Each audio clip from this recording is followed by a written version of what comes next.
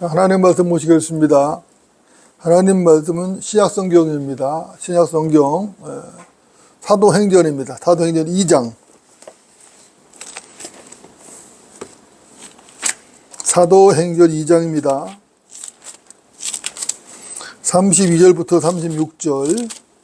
사도행전 2장 32절부터 36절입니다.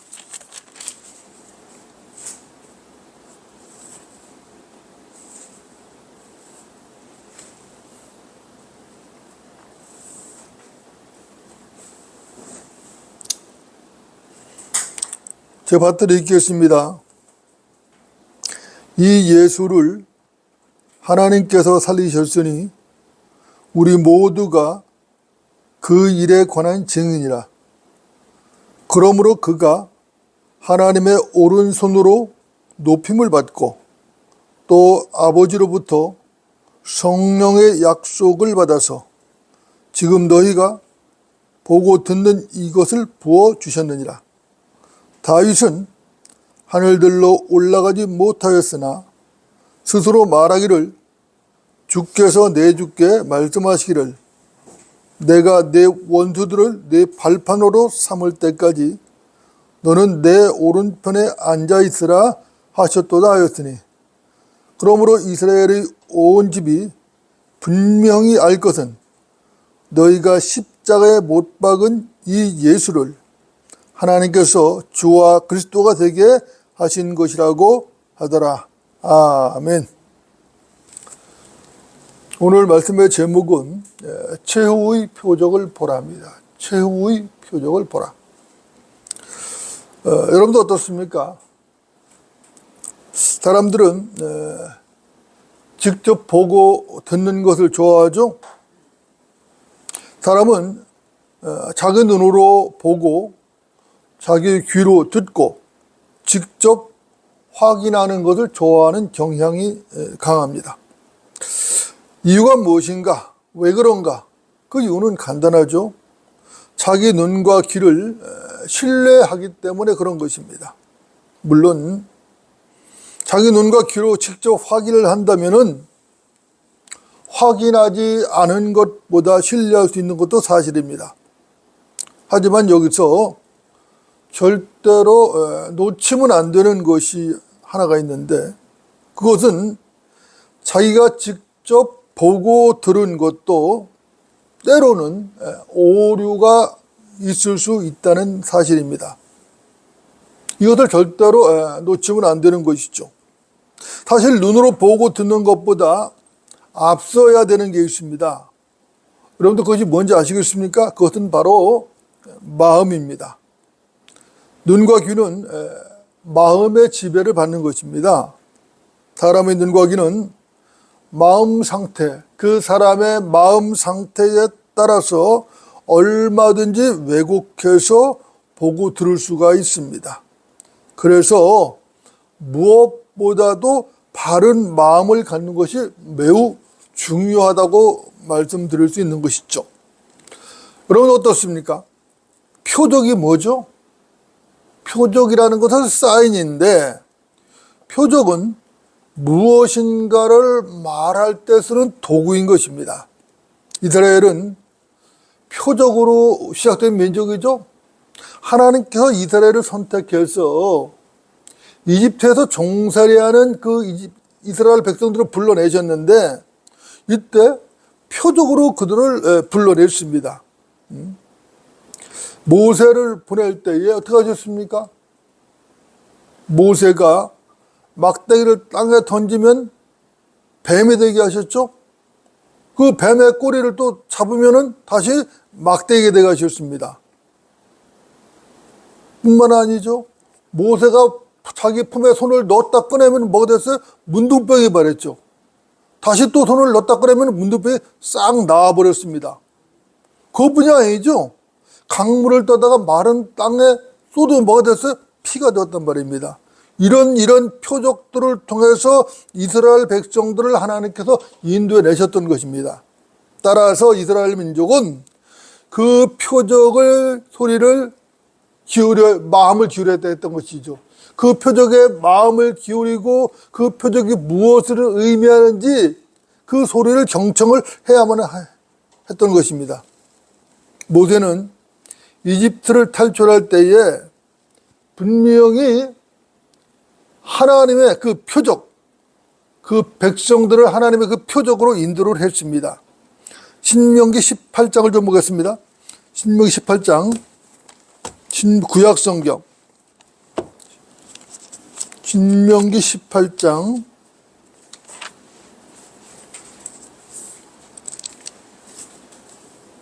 15절입니다.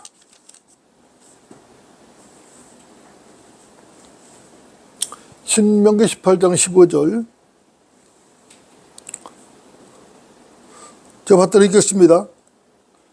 주 너희 하나님께서 네 가운데로부터 네 형제들 가운데서 나와 같은 한 선지자를 내게 일으키시리니 너희는 그에게 경청할지니라 이렇게 말씀합니다.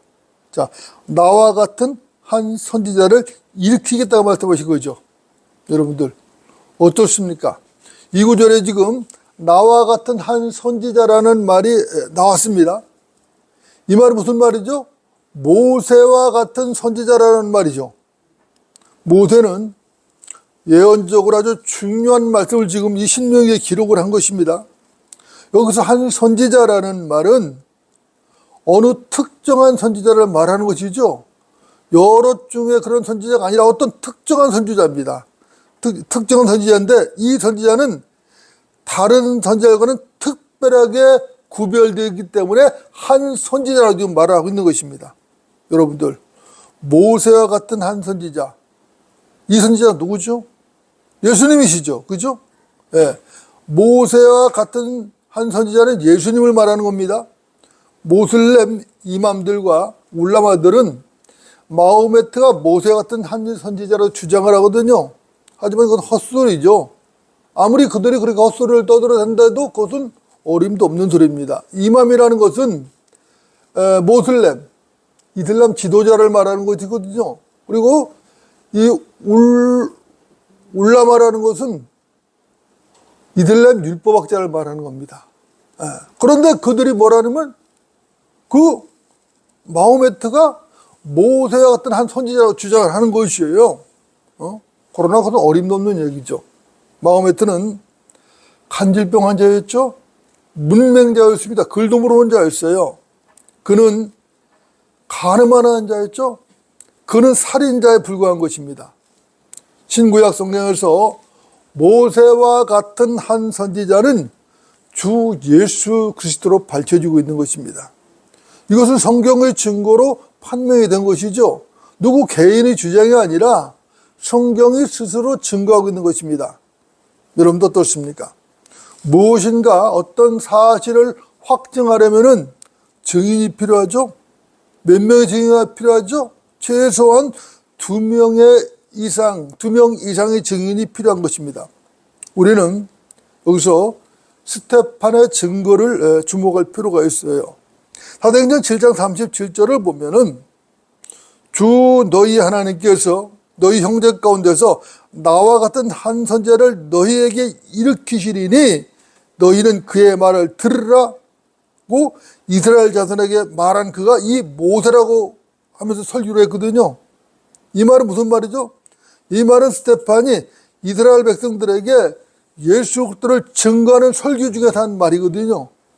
예수 그리스도를 증거하는 그 스테판의 마지막 설교입니다. 이 설교를 하고 어떻게 됐어요? 돌에 맞아 죽었죠. 이 설교 중에 나온 말이거든요. 여기서 분명히 말하고 있는 것이죠. 성경의 증거는 여기서 끝나지 않습니다. 이스라엘 백성들이 반역했을 때 모세는 이스라엘의 죄를 자진해서 대신 지려고 했습니다. 그러나 마호메트는 어땠습니까? 이스라엘 백성들을 대신해서 십자가를 진 적이 있나요? 아니면 이방인들을 대신해서 온 세상 죄를 제거하기 위하여 십자가를 진 적이 있나요? 전혀 없다는 것입니다. 그러나 예수 그리스도는 자진해서 세상 죄를 제거하기 위하여 십자가를 지셨죠? 대속의 십자가를 지셨던 것이죠. 우리는 마태복음 17장에 나오는 변형산 사건을 알고 있습니다. 모세와 예수 그리스도. 변형산에서 초자연적으로 빛이 났죠? 그러나 마호메트는 그런 적이 없어요. 그런 적이 전혀 없습니다. 모세가 그의 백성들을 홍해에서 침례받게 했듯이 주께서도 그분의 백성들을 침례받게 하시는 것이죠. 하지만 마호메트는 그런 적이 전혀 없습니다. 그렇기 때문에 마호메트는 절대로 모세와 같은 한 선지자가 될 수 없는 것이죠. 자, 요한복음 6장을 좀 보겠습니다. 요한복음 6장입니다. 요한복음 6장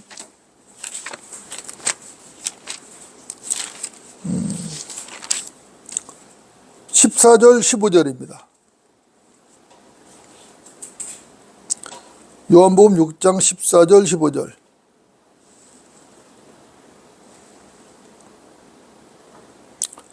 제가 받들어 읽겠습니다. 그때에 예수께서 행하신 기적을 본 그 사람들이 이분은 참으로 세상에 오셔야 할 그 선지자라고 하더라.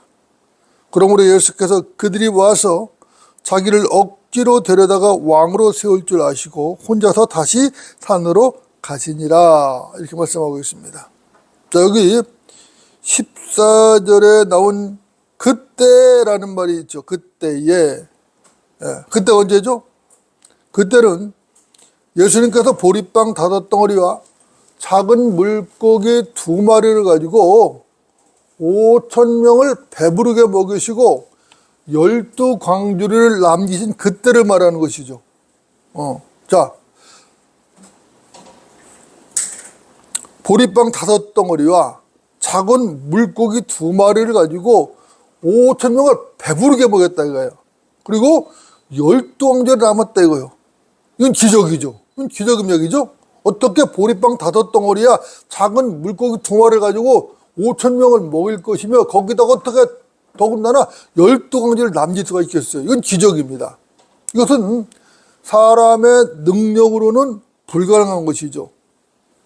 이것은 예수님이 바로 그분 자신, 예수님 바로 그분 자신이 모세와 같은 선지자를 넘어서 그분이 하나님이시라는 표적인 것이죠. 그죠? 그분은 하나님이시죠. 하나님이시기 때문에 그게 가능한 거란 말입니다. 여기 14절에 나오면 그 선지자는 신명기 18장 15절에서 예언된 그 선지자를 말하는 것이죠. 그렇죠? 그러니까 예수님께서 행하신 기적을 본 사람들이 예수님을 뭐라고 불렀죠? 모세와 같은 한 선지자로 알아본 것이에요. 그 엄청난 기적을 본 것이죠. 보리빵 5개와 5덩어리와 작은 물고기 2마리로 5,000명을 먹이시고 12가지 남으니까 그걸 보고 이분이 바로 모세와 같은 그 한 선지자구나 라고 알아본 것이에요. 따라서 스테판의 증거와 또 이 오병이어의 기적을 본 사람들의 증거로 예수님께서 모세와 같은 한 선지자라는 성경적 증거가 완전히 판명이 된 것입니다. 여기까지 매우 좋죠? 그러나 그들에게는 아직도 답답한 게 있어요. 아직도 답답한 게 있거든요. 여러분들 그게 뭐죠? 그게 뭘까요? 그건 다른 게 아니라 그들은 아직도 예수님께서 하나님의 아들이라는 사실을 제대로 알아채지 못했다는 것입니다. 오병이어의 기적을 봤어요. 빵을 배부르게 먹었습니다. 그렇죠? 그리고 12가지나 남겼어요. 그러고 보니까 이분이 바로 모세 같은 한 선지자라는 것까지 알았어요. 그런데 그분이 하나님의 아들이라는 사실을 몰랐다는 것이죠. 아쉬운 일이죠? 아쉽죠? 만일 그들이 그 기적을 베푸신 분이 하나님의 아들이라는 사실을 알았다면 그들은 마땅히 그분의 발 앞에 무릎을 꿇고 죄를 회개했을 것입니다. 그러면서 자비를 구했어야 하는 것이죠. 그러나 그들은 전혀 그러지를 않았어요. 오히려 그들은 주님을 억지로 데려다가 그냥 왕으로 삼으시려고만 했어요. 그렇다면 그들이 왜 그랬죠? 왜 그랬죠? 이유가 뭘까요? 다른 것 없죠? 그들은 지금 먹는 것 때문에 그런 것이에요. 먹는 것. 먹는 것만 관심이 있어요. 세상이라는 게 원래 그렇죠. 그죠? 세상의 최고 관심은 뭐예요? 먹는 것이에요. 먹는 것. 최고 관심이거든요. 먹고 사는 문제. 그죠? 여러분들. 이 세상 정치인들을 보십시오. 정치인들은 유권자들의 표를 먹고 산다고 하죠? 그래서 선거 때만 되면은 들고 나오는 이슈가 있어요. 무슨 문제죠? 경제 문제입니다. 경제 발전. 물론 다른 이슈들도 있지만 최고 이슈는 단연 경제예요. 이거 바로 돈 문제란 말이에요. 돈 문제거든요. 요즘 뭐 정치인도 먹사니즘이라고 하는 신조를 들고 나왔어요. 그렇죠? 먹사니즘. 사람들이 왜 울고 웃는가? 사람들이 무엇 때문에 울고 웃는가? 대부분 돈 때문에 그러는 것이죠. 싸우고 다투는 것도 대부분 돈 문제 때문에 싸우고 다투는 거예요. 이걸 부정할 수 없어요. 돈 문제 때문에 돈. 이 문제가 얼마나 심각한지 돈을 사랑하는 것이 모든 악의 뿌리라고 성경은 말씀하고 있는 것이죠. 돈을 사랑하는 것이 뭐라고요? 모든 악의 뿌리라는 것입니다. 성경은 분명히 경고합니다. 돈을 욕심내는 어떤 사람들이 믿음에서 떠나 방황하다가 많은 슬픔으로 자신들을 찔렀도다. 디모데전서 6장 10절이죠. 돈을 욕심내는 어떤 사람들이 믿음에서 떠났어요. 믿음에서 떠나 방황하다가 많은 슬픔으로 자신들을 찔렀다는 것이에요. 돈은 세상 사람들의 최대 관심사입니다. 최대 관심사예요. 그런데 문제는 어디에 있느냐? 세상 사람들이 그렇다 치죠. 어차피 그렇다 칩니다. 그런데 문제는 믿는다고 하는 사람들조차도, 예수 그리스도를 믿는다고 하는 사람들조차도 돈 앞에서 맥을 못 주고 쓰러진다는 것입니다. 이게 현실이죠? 이게 현실이에요. 여러분들 어떻습니까? 유대인들은 지금 배부르게 빵을 먹었어요. 그리고 그들은 그 다음 날에 또 카퍼나움까지 주님을 찾아왔습니다. 그러면 그들이 왜 그 다음날 전날 빵을 배부르게 먹은 자들이 또 그 다음날 주님을 카퍼나움까지 찾아왔는데 왜 찾아왔는가? 다른 게 없어요. 육신의 빵 때문에 찾아왔어요. 육신의 빵 때문에 찾아왔다고. 요한복음 6장 25절을 말씀합니다. 랍비여 언제 여기 오셨나이까? 지금 예수님을 찾아와가지고 이 백성들이 지금 말하는 거예요. 그때 주께서 대답하십니다. 진실로 진실로 내가 너희에게 말하노니 너희가 나를 찾는 것은 기적들을 보기 때문이 아니라 빵을 먹고 배부른 까닭이라. 기적을 보고 이분이 하나님의 아들이시구나. 이분이 구원자시구나 하고 그분 앞에 회개하고 무릎을 꿇어야 자비를 구해야 되는데 그게 아니라 빵을 먹고 배부른 까닭에 찾아왔다는 거예요. 전날같이 오늘도 빵을 얻어먹고 배가 부르기 위해 찾아온 것이에요. 여러분도 어떻습니까? 이것은 슬픈 이야기죠? 이것은 인간의 본질입니다. 이것은 슬픈 이야기예요. 그런데 이것이 인간의 본질입니다. 인간은 육신의 빵에 눈이 멀어서 하나님을 제대로 보지 못하는 거예요. 수많은 사람들이 그렇습니다. 대부분의 사람들이 그래요. 이 세상 사람들이 그렇고 심지어는 예수 그리스도를 믿는다고 하는 사람들조차도 육신의 빵에 눈이 가려져서 하나님이 보이질 않아요. 하나님이 보이질 않는다고. 하나님을 제대로 똑바로 봐야 되는데 하나님을 왜곡되게 보는 거예요. 아예 못 보거나 왜곡되게 보는 거나.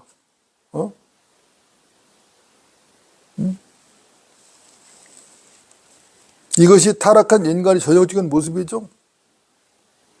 예수님께서는 이스라엘 백성들에게 충분한 표적과 기적들을 보여주셨습니다. 마귀들을 쫓아내셨죠. 병든 자를 고치셨습니다. 죽은 자를 살리셨어요. 중풍병자를 고쳤죠. 안전병을 고쳤죠. 눈먼자를 고쳤죠. 소경을 고쳤죠. 온갖 질병들을 다 고쳐주셨어요. 보리빵 5덩어리와 작은 물고기 2마리로 5,000명을 배부르게 먹으셨다고. 그러고도 12광주를 남기셨다고. 그런데도 그들은 또 다른 표적을 요구하는 것입니다. 또 다른 표적. 그 많은 표적들을 보여줬음에도 불구하고, 그 엄청난 표적들을 보여줬음에도 불구하고 또 다른 표적을 요구하는 것이에요. 그들은 하나님의 아들을 믿을 믿음이 없는 것입니다. 그들은 여전히 육신적인 것들만 추구하는 것이죠. 육신적 것만 추구하는 것이죠. 그들만 그런가요? 오늘날 수많은 사람들은 마찬가지죠. 수많은 교회들도 마찬가지라고 지금. 마태복음 12장을 보면 더 악한 상황이 나와요. 마태복음 12장 한번 볼까요? 마태복음 12장. 마태복음 10장입니다.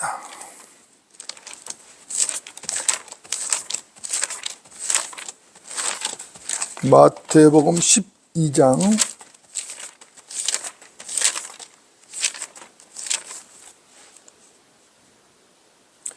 38절부터 40절까지입니다. 38절부터 40절까지.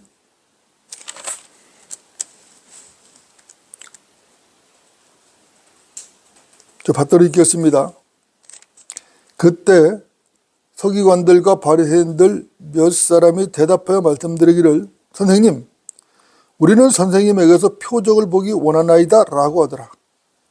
그러나 주께서 그들에게 대답하여 말씀하시기를, 악하고 음란한 세대가 표적을 구하나 선지자 요나의 표적밖에는 줄 표적이 없도다. 다시 한번 읽겠습니다.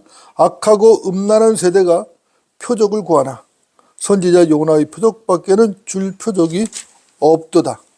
요나가 사흘낮과 사흘밤을 고래 뱃속에 있었듯이 인자도 그처럼 사흘낮과 사흘밤을 땅의 심장 속에 있을 것이라.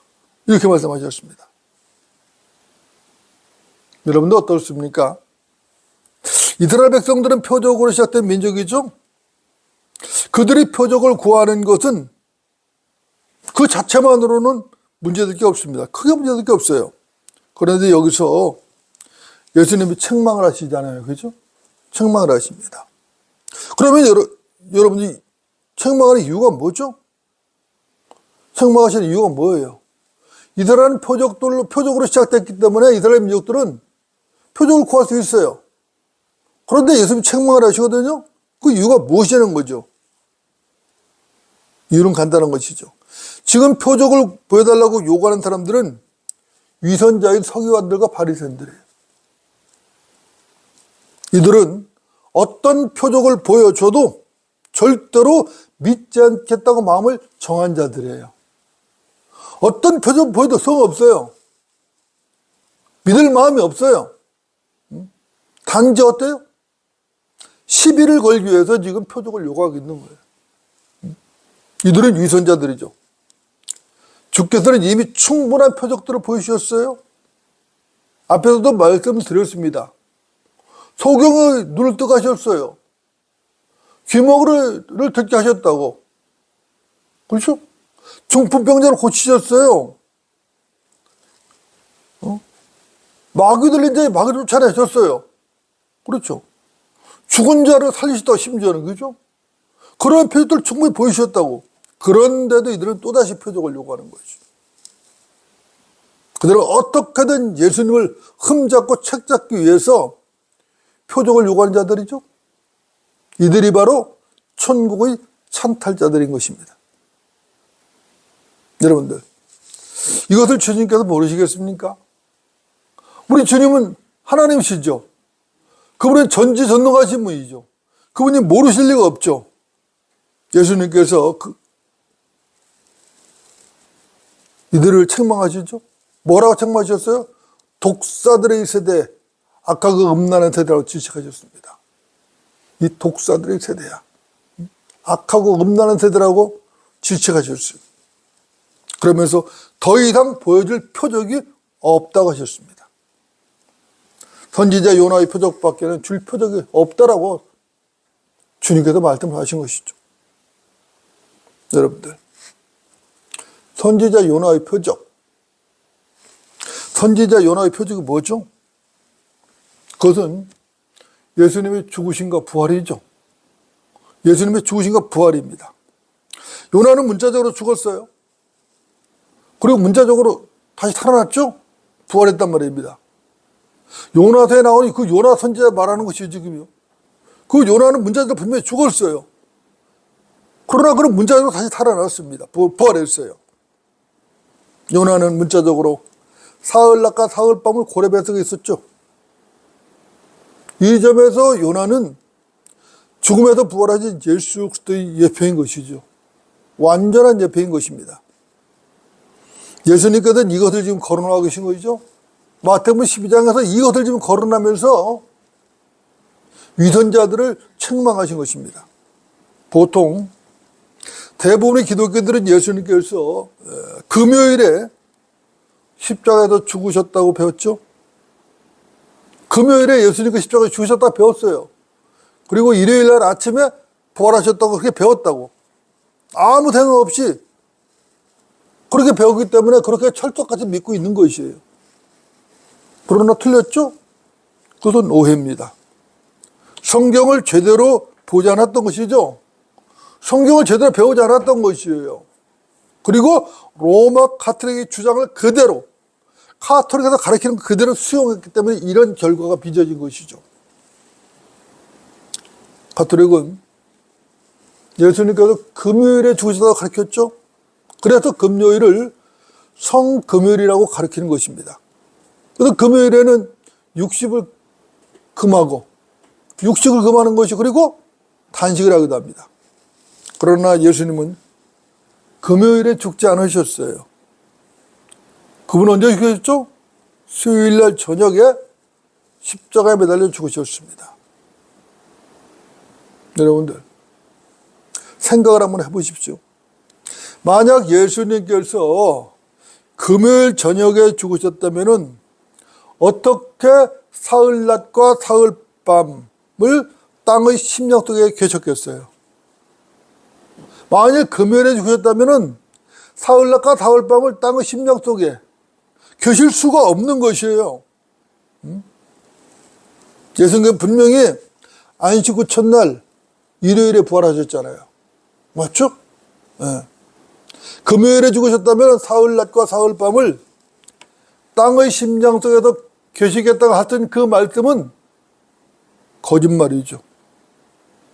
거짓말밖에 안 되는 것이에요. 그렇다면은 예수님이 거짓말 하셨다는 얘기잖아요.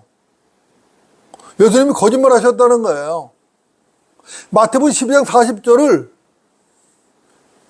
예수님이 하신 말씀인데 그 말씀이 예수님이 하신 말씀인데 그게 거짓이라는 얘기거든요. 그럼 성경도 틀렸다는 얘기잖아요. 그런 얘기가 되잖아요. 그러면 그 성경을 믿고 그 예수님을 믿는 것은 뭐예요? 그걸 믿음이라고 할 수 있겠어요? 절대로 아니죠. 절대로 아니다고. 여러분도 어떻습니까? 유대인들의 하루는 이방인들의 하루와 개념이 다르죠? 개념이 다릅니다.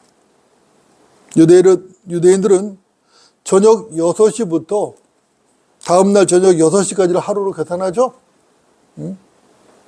저녁 6시부터 계산한다고. 그래서 다음날 저녁 6시까지를 하루로 계산하는 것이에요. 이것은 성경의 계산법이에요. 성경의 개념과 정확하게 일치한다고. 유대인들의 개념이.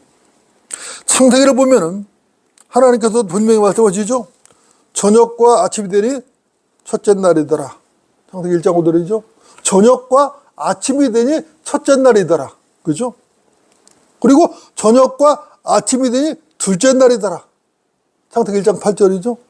저녁과 아침이 되니 셋째 날이더라. 창세기 1장 13절. 이런 식으로 계속 하나님께서 계산하신 것이에요. 이런 식으로 계속 말씀하셨다고. 예수님께서 땅의 심장 속에 계셨던 사흘 밤은 수요일 밤, 목요일 밤, 금요일 밤이죠. 그게 사흘 밤입니다. 그리고 사흘 낮은 목요일 낮, 금요일 낮, 토요일 낮. 이렇게 사흘날이에요. 유대인들은 이 개념에 따라서 그 주의 첫날, 즉 토요일 밤이 시작되기 저녁 8시경에 예수님께서 부활하신 거예요. 부활하셨습니다. 이것이 명백적 성경적 사실인 것이죠. 이건 진리입니다. 진리예요. 예수님께서는 수요일 저녁, 그죠? 저녁. 오후 3시경에, 지금 시간은 오후 3시경에 돌아가신 것이에요. 그리고 6시 전에 바로 무덤에 묻힌 것, 장사된 것이에요. 그렇죠? 그리고 목요일, 금요일, 토요일이 끝나는 시점에 예수님 다시 부활하신 것이. 오늘 이 진리를 더 자세히 설명할 시간은 없습니다. 하지만 이것은 명백한 사실이고 명백한 진리인 것이에요. 그런데 너무나 많은 사람들에게 거짓된 진리, 거짓된 왜곡된 진리, 이건 진리가 아니에요. 비진리죠, 사실.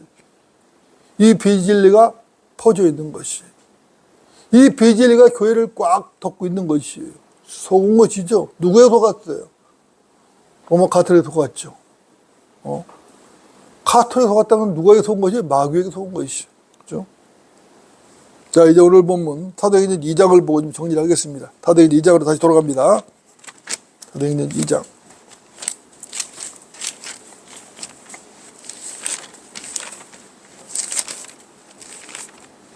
사도행전 2장 32절부터 36절까지입니다.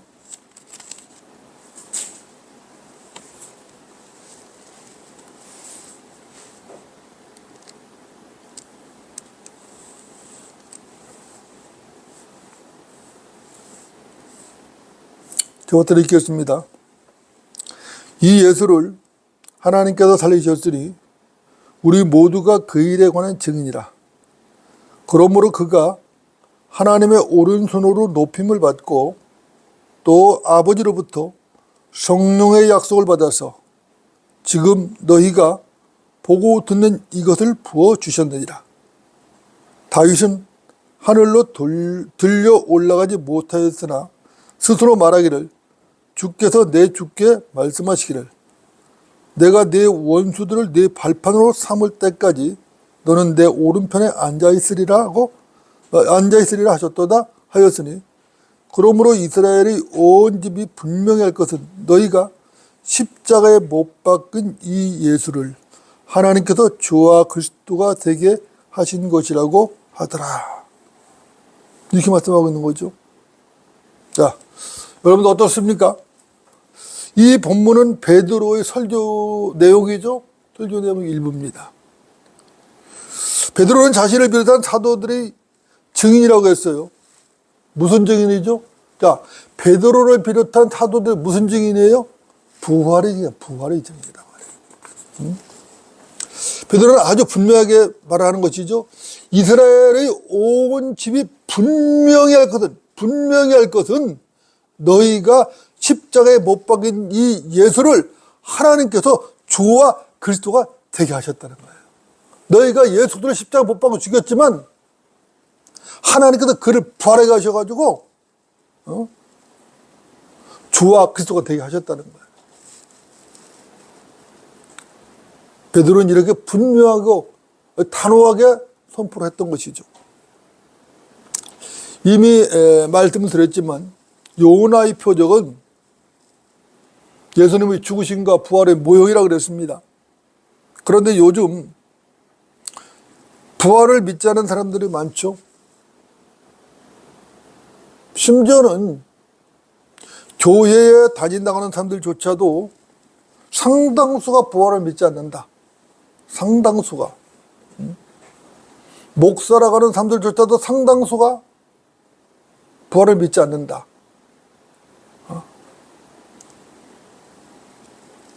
자유주의자들은 요나의 사건 자체를 실화로 믿지 않는 것입니다.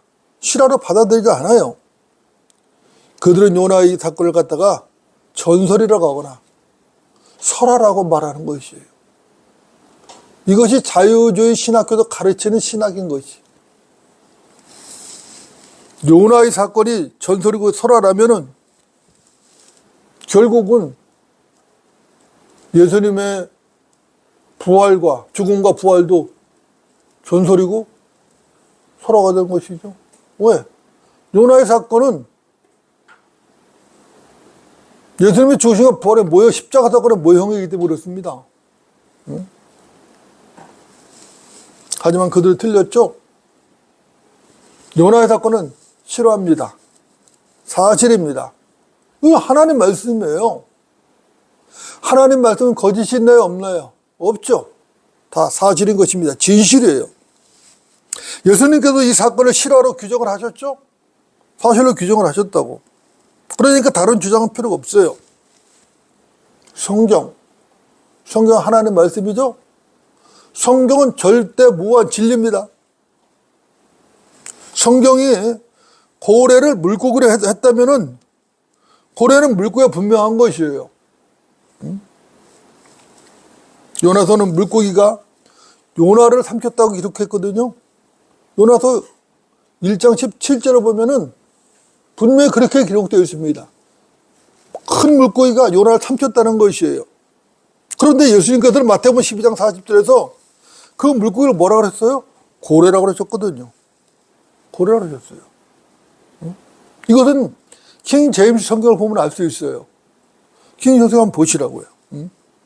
여러분 어떻습니까?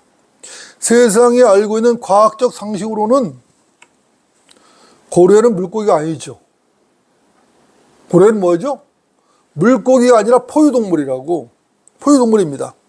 그렇다고 해서 킹 제임스 성경이 틀렸다고 말하면 안 되는 것이에요. 실제로 개역 성경은 마태복음 10장 40절을 큰 물고기라고 변제했어요. 킹 제임스 성경에는 분명히 고래라고 되어 있는데 예수님께서는 고래라고 말씀하시는데 이것을 뭐라 바꿨다고요? 큰 물고기라고 바꿨다고. 왜 그랬을까요? 요나서에서 큰 물고기를 했으니까 큰 물고기가 맞다는 것이죠.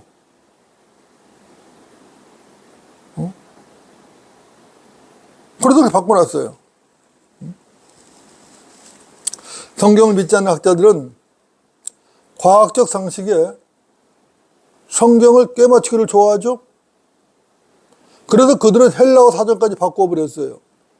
그들은 캐스토스라고 하는 헬라어 단어의 뜻을 큰 물고기라고 해석을 했어요. 헬라어 사전에.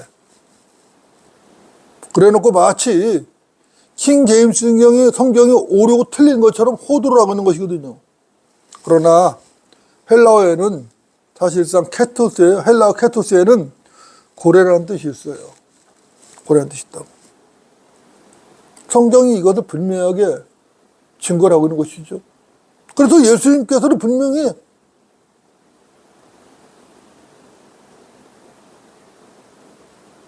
고래라고 하셨어요. 예수님께서 요나서 1장 17절 말씀을 몰라서 고래라고 하신 것이 아니라 예수님께서는 그걸 다 아시는 분이죠. 그분의 말씀인데. 하나님 말씀인데. 그분이 하나님이신데. 그럼에도 불구하고 고래라고 하셨어요. 여러분들 생각을 해보세요. 자, 성경이 틀렸는지, 변제된 성경이 틀렸는지, 아니면 헬라어 학자들이 주장하는 그 주장이 어떻게 틀렸는지 한번 보시라고. 여러분들, 고래가 언제 창조되었죠? 고래는 재창조 5째 날에 창조되었습니다. 그러나 땅의 짐승들, 포유류는 언제 창조되었죠? 6째 날에 창조되었어요. 고래는 재창조 5째 날에 창조됐거든요. 그런데 땅의 포유류 짐승들은 6째 날에 창조되었어요. 이 말은 무슨 말이죠? 이 말은 무슨 말이에요? 이 말은 고래가 물고기라는 사실을 증명하고 있는 거예요. 성경이 그렇게 말씀하고 있는 거예요. 창세기 1장 21절과 23절을 보면 금방 확인이 되는 것입니다. 고래가 5째 날에 창조되었다면 고래는 물고기가 확실한 것이에요. 인간의 과학은 고래를 포유동물로 분류할지 모르지만 하나님께서는 고래를 물고기로 분류한 것인 것이에요. 여러분들, 그래서 누가 옳은 것이죠? 인간의 과학, 인간들은 고래를 포유동물로 분류를 했어요.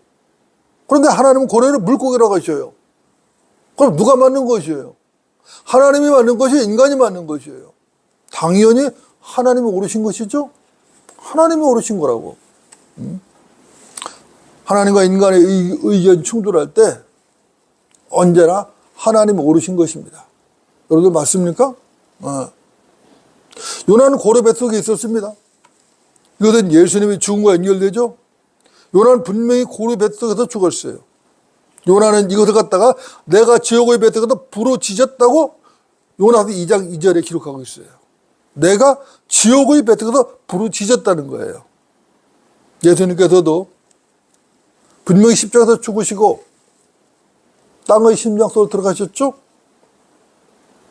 요나의 몸이 고래 뱃속에 있었듯이 예수님의 죽은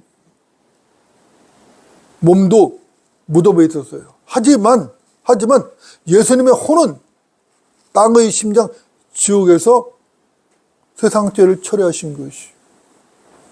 요나도 지옥에서 지옥의 빗장을 받다고 말하거든요. 분명히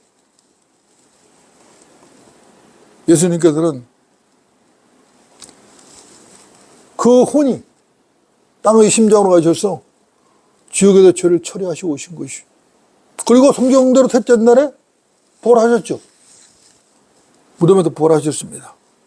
여러분 어떻습니까? 여러분들은 이 사실을 믿으십니까? 주님이 죽으신가 부활하시면 확실한 표적인 것이에요.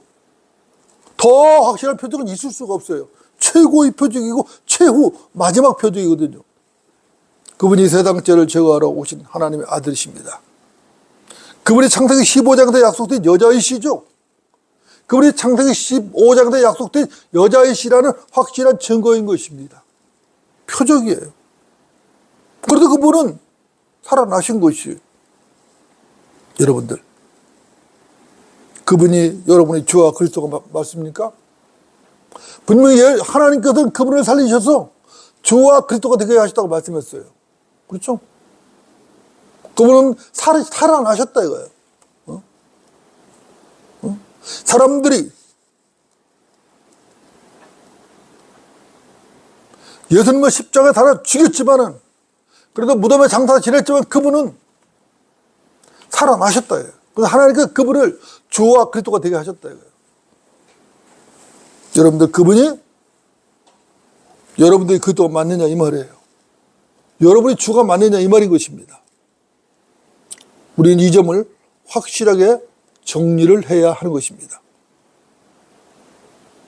그분이 여러분이 주시고 그분이 여러분이 그리스도시라면은 여러분이 이미 승리한 것이에요.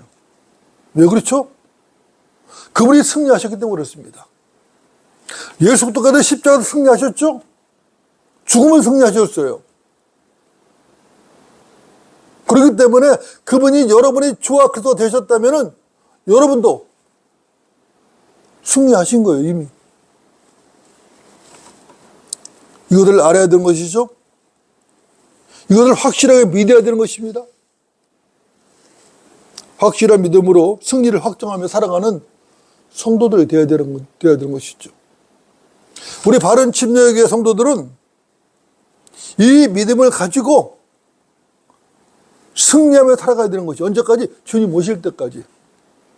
주님이 공중으로 오셔서 우리를 데려가실 때까지, 우리를 부르실 그때까지 승리하며 살아야 되는 것입니다. 이것이 올바른 성도인 것이죠. 여러분 모두 승리하는 그들 되시기를 바라는 것입니다. 기도하시겠습니다.